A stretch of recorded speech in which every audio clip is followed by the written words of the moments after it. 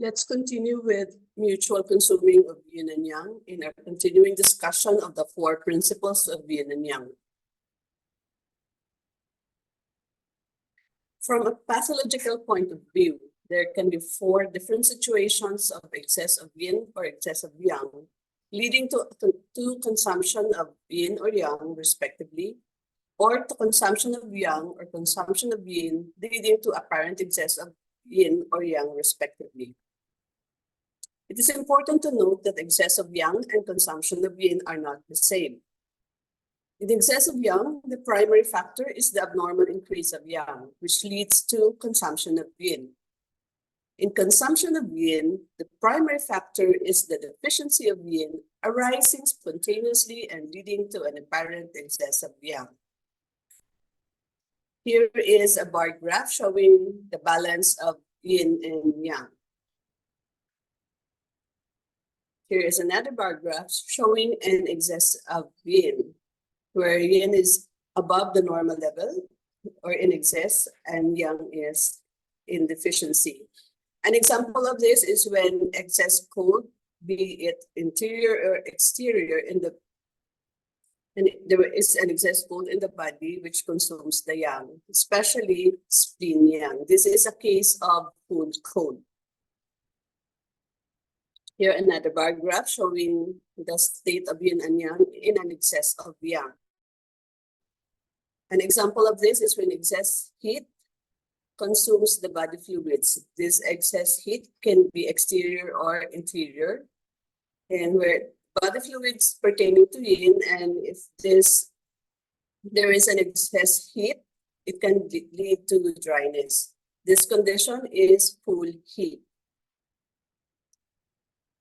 Here is a bar graph showing a consumption of yang, where yin is still in a normal level and yang is deficient. So let's talk more about consumption of yang. This takes place when the body's yang energy is spontaneously deficient.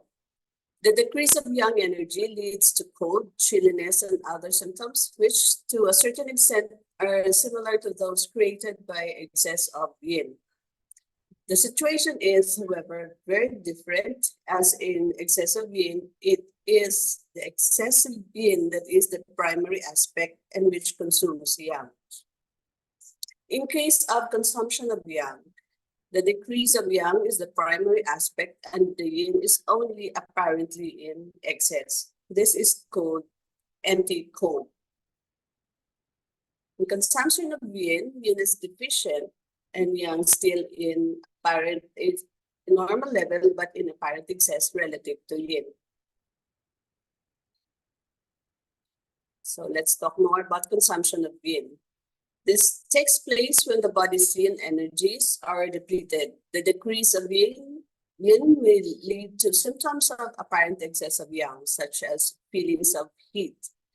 Again, this situation is very different from that seen in excess of yang. In excess of yang, the excess of yang is the primary aspect. In case of decrease of yin, this is the primary aspect and the yang is only apparently in excess. This is called empty heat. The distinction between empty cold and full cold and between empty heat and full heat is all important in practice. In case of emptiness, one needs to tonify, while in cases of fullness, one needs to expel pathogenic factors. So to summarize, mutual consuming of yin and yang, heat and cold. If there is an excess of yang, or excess of yin, it's fully cold. If it is an excess of yang, it's full heat. If there is consumption of yang, it's empty cold, and if it is consumption of yin, it is empty heat. Thank you for your attention.